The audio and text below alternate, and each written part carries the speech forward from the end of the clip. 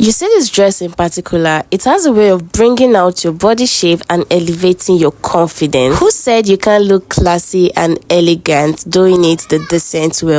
If you love what you see, I'm going to be teaching you how to achieve this. So welcome to Sew with Anita, where I share tips that no one talks about that will elevate your sewing skills from a basic to a professional. So if you're just joining us for the first time, you're welcome. Hit on the like and subscribe button so you can get notified whenever I drop videos like this. To my returning subscribers, I see you all and I love you guys so much. Thank you for your engagement, for your likes and your comments and shares, and I don't take them for granted. So without further ado, let's dive into this tutorial. So for this, I made use of 3.5 yards of this vintage material. If you're on the smaller size, you can make use of 2.5 yards. So on my pattern paper, I'll be marking out my zipper allowance first of all, which is 1 inch, because I'll be using this pattern to cut out the front and the back piece too. So just go ahead and connect that point like that. After doing that, I'm going to measure out my shoulder to shoulder measurement divided by 2, and I'm going to mark it out like that. From that point, I'll then take my sleeve length measurement. So I wanted 13 inches. You can make yours longer if you want, but the longer it is, the fuller it will be. Then I came down by 1 inch at that point, and I'm going to connect it like that to form my shoulder slope. Then from my starting point, I'm going to take my shoulder to nipple point and I'm going to mark it out. Then I'm also going to take my shoulder to under bust point and I'm going to mark it out like that. So we're just going to use our ruler to connect the points like that. I'm also going to take my shoulder to waist measurement. I'm going to mark it out and I'm going to connect that point. So I forgot to label this out, so I just hope you can follow up with what I'm doing. Then I'm going to take the total value of what I have on the shoulder measurement like that, and I'm going to take it on the bust point so that we can rule a straight line there. This is going to be for our armhole. Then what we have there, we're still going to measure it on the under bust point like that, and then from that point we're going to come in by 3 inches like that. So we're then going to make a curve like that to connect it to the under bust point. So just take note of everything I'm doing. So this is going to be for your armhole curve. So I've gone ahead to label it out. Then I'll be taking my neck measurement, which is 3.5 inches by 7 inches or 8 inches. So I made use of 8 inches. So it's just your chest line measurement. So this 8 inches is for the back, and then the front, I will just connect it down to the bust point. So just take note of what I'm doing. I'm going to connect the points like this, and then for the front, I'll connect it down to the bust point. Don't worry, it's not going to reveal your bust so much. Then I'll connect the back points to your zipper allowance so that you can know the difference between the front and the back. So from the waistline, we're going to come down by 2 inches, and we're going to do the same thing at the other point and connect a line like that. And then we're still going to come down by 2 inches from this new line that we've made, and we're going to connect the line. So this new line that we just made is going to be our full length measurement. Then at the under bust point, we're going to take our under bust round measurement divided by 4 plus 1 inch. At the waist points, we'll take our waist round measurement divided by 4 plus 1 inch, and we're going to connect it. Then we're going to connect from the full length. We're taking our hip round measurement divided by 4 plus ½ inch. Then we're just going to connect it from the full length to the waist point. Just take note of it, full length to the waist point. There was a little bit of mix up there. And then from that line that we have there, we're going to use our curved rule to just connect it down so that we can get that design in the inspo just like that. Before we cut this, I want this to be a slash and spread. I don't want it to be having excess at the bottom, so I'm just going to connect what I have from that point there. Then I'm going to measure out from the zipper allowance. I'm going to measure out 2 inches and divide it like that, and we're going to connect our line just like you see me do. After doing that, we're going to label it out so that we don't get a mix up, and we are going to cut this out.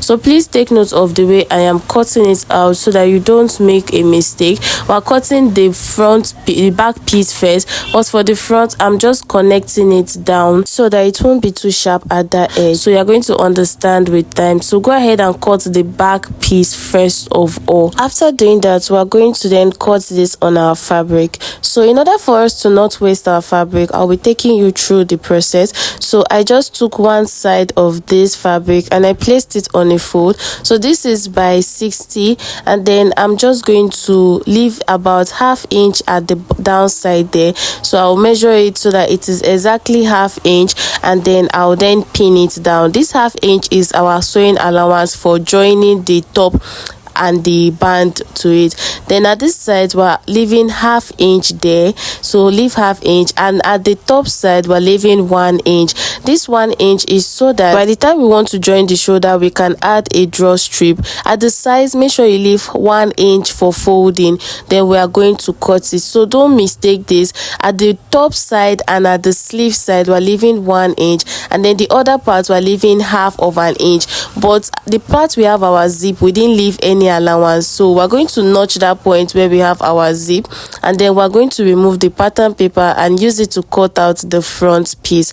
So still the same side that we left on a fold, please take note of that. We're then going to cut out the zipper allowance first, then we're going to cut out that side that we smoothed. So do you see that? Then the same thing we did for the back, we're going to do it for the front. We're going to leave about ½ inch at that side for joining the band. Then at the sides we're going to leave ½ inch there like that. Make sure that you measure this out. Then we're going to leave 1 inch at the top side for the drawstrip effect. Then at the side with the sleeve we're leaving 1 inch so that we can fold it with that 1 inch. Then the rest we're just going to connect it and we're going to cut this out. It is as easy as it looks, so just take note of it so you don't make a mistake. Also ensure that you open up this side too. Then we're going to cut out the band. So for this band we're cutting the back piece first, then I'm trying to look for the side that we utilize the material. So since the back piece we're adding a zipper, it doesn't have to be on a fold, so we're just going to cut it out like this. This is the way I cut mine. You can cut yours differently. Leave ½ inch at the bottom side and at the top side only. So do you see that the sides there is no inches allowance because we already added it on the pattern paper? Then we're going to use this to cut out the front piece. Notch out the side that has the zip, please take note of that. Then cut out the zipper allowance there. Then I'm trying to get the side that has most material that we can utilize it.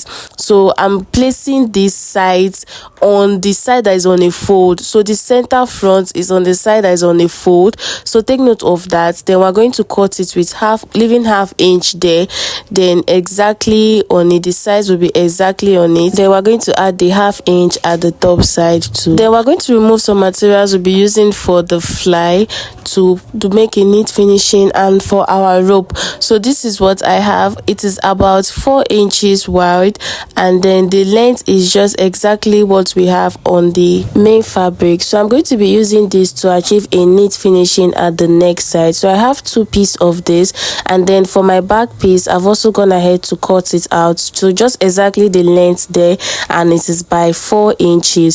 So I'm going to set that aside. I also have some pieces I'll be using for the rope at the drawstrip side. Then after getting that, we're then going to get our fabric and divide it into 4 equal plates like this. So I've gone ahead to fold it into 4. So please, while folding this, ensure that you utilize your material. Fold it in a way that you have your highest measurement. So when I folded it initially, the measurement I had before was 20 something. So by the time I folded it again, the width was now like 30. So that was better for me. So go ahead and measure out your gown length, which is your full gown length minus your shoulder to waist measurement. So if my full gown length is 56 minus my shoulder to waist measurement, which is 19, I'll then mark out what I have there. Don't add sewing allowance. Remember that we came down by 2 inch from the shoulder to waist measurement on the pattern paper. So that 2 inch we are going to be using it to fold this. So it has extra 2 inch on it. After cutting into our desired length, we're going to get our paper for the gown, and we're going to be doing a slash and spread. But before we cut this open, we're just going to measure out what we have from the length of the pattern paper we're going to be using. So whatever we have there, we're going to measure it out on the main fabric. So this is like our stopping line, not our starting line. Like our pattern paper must not pass this line that we are doing, so that you don't, this method is just so that you don't waste so much pattern paper in getting the slash and spread method. So we're just going to cut it open like this. So please, if you have not labeled your own slash and spread, ensure that you label it out before you cut it. It's very important, because we need to arrange it according to how it was arranged before it was slashed open. So we're going to go ahead and cut everything open like that. Then we're then going to position it on the fabric. So ensure that none of this passes the stopping line, and your number one should start from where is on a fold. The lower part on the pattern paper is equal, so the lower part has to be equal on your main fabric. So by the time we do this, we're then going to pin it down, and then we're going to trace it out. So ensure that you are pinning it very carefully. Ensure that you pin it very carefully, that it does not pass the stopping line. So if once it passes the stopping line, it's not going to be equal anymore. So please go ahead and do this very carefully. This is actually in speed mode. I actually did this very slowly, and I even had to redo it because I was not getting it at some point. For the gap between them, is optional for you. Just ensure that everything is equal as possible. So after pinning it down, we're going to use our chalk, and we're going to trace out what we have at the top side, because the top is the part that is not equal. Then we are going to just cut it open just like that. So it is just the top side we're cutting open, and ensure that this slash and spread, your number one is starting from the side that is on a fold, and then we're going to notch it open, and we're going to separate the front from the back piece. After doing that, we're going to just place it like that for the back piece on a fold, just like you see me do, and I'm going to separate it out, and I'll notch out the part I'll be adding my zip like that. So this is very important. Then for the front piece, we're going to remove the pattern paper there, and we're going to align it at the right side, just the way it is going to be on the body. So just look at that, and then we're going to get the fly that we cut out, the 2 inches fly, and we're going to position it on it like this, right side facing each other. Then we're going to give it a straight stitch. So just do the same thing, give it a straight stitch, then fold the edge like that, so you can have a neat finishing. And we're going to top stitch that side so that it can lap very well. So top stitching it is optional, it just makes your work easier. So just go ahead and top stitch it after joining it, and fold that edge like that. So after doing that, this is what I have. I've gone ahead to join it, and I've gone ahead to fold that side. So do you see that I also top stitched it? I'm going to be using my hemming gum to secure it like that. So just place it, your hemming gum inward, then you're going to iron it down, and this is what I have when I was done ironing it out. So do you see the way it is coming out very neatly and nice? So for the band, I'll notch the center of both the up and the down side, and then I'm going to open it up, and I'll place it on it like this. So then I'm going to place the fabric, the front piece on it, right side facing each other, then at the center, like a little bit away from the center. I want it to overlap. That is the kind of style. I don't want my boss to be revealing too much, so I overlapped the two sides on it. So just take note of what I'm doing. I'm going to gather this out, and I'm going to sew it on it, or you can go ahead and plait it, whichever one is convenient for you. But for me, I gathered it out with my iron gathering stitch with my needle and thread on it. Then for the back piece, I'm going to do the same thing. I've already gone ahead to attach my fly to this and iron this out, so it's coming out very neat. Then I'm going to just add my band to it, the back band to it, just like I did in front. So I'm just going to separate this back band. So do you see, this is what I have. Then I'll gather it out, and I'll place it on it, right side facing each other. just like that. After doing that, this is what I have, and this is the way it is coming out neatly and nice. So after doing that, I'm going to add the lower gathers to this. So I'm just going to run a little bit of gathering stitch at the top side. Ensure that you are placing it from the notch part that is going to have the zip. Then we're going to gather it and place it on it right side facing each other, and we're going to stitch it down with 1/2 inch. So after doing that, we are then going to add our zipper to this. What I did was that I joined the downside first of all, then after just securing that point, I then added my zipper like that. So what I'm going to do after doing this is that I'm going to join the two shoulders together. That is after joining the gathers for the front piece too. So I just hope you understand. So this is what I have when I was done working on the back piece. So I just want to show you the way I gathered this. I did mine with my needle and thread. So after I was done stitching it down, I then tied the point after I was sure that I've gotten the exact measurement. So do you see? Then I tied it so that it does not move around. So this is for those that are going to be using needle and thread to gather it. You can go ahead and use your machine. So we're just going to place this on it right side facing each other like this, and we're going to run a stitch there of 1/2 inch. So after stitching it, you can then go ahead to weave it out. So after doing that, this is what I have. I've gone ahead to stitch it down, and I placed the two back on it right side facing each other. So this is the two back pieces, they are overlapping each other. Then I'm going to be adding my zip. So just look at the way I'm positioning the zip. Then I'm going to mark like 1 inch above where the zip stopped. Then I'm going to mark that point, and I will give it a straight stitch downwards like this. So just give it a straight stitch with 1 inch, since your zipper allowance is 1 inch. So I'm going to give it a straight stitch from that point. So please don't be confused. After doing that, securing it, I'll just open it up like this. So I've gone ahead to stitch mine. Then from the inside, I will then add my zip on one side, then I'll add the other part on the other side like this. So please just take note of that. So I've gone ahead to stitch down the shoulders like that with 1 inch, and then I have 2 ropes for each shoulder. Ensure that your rope is 5 inches longer than your sleeve like that, so that it doesn't go inside. So we're going to open press this like this, and we're going to stitch it down. So I'll be giving you an illustration on what I actually did. So just go ahead and just open press it. I'm so sorry, you're supposed to actually fold the sleeve side, the edge first of all before joining it. So I'm going to just lose this side a little bit, then I'll fold it. So I've gone ahead to open press it like this so that it can be easy. Do you see that I folded that edge and I loosened it a little? So I'm going to restitch that side to make it firm.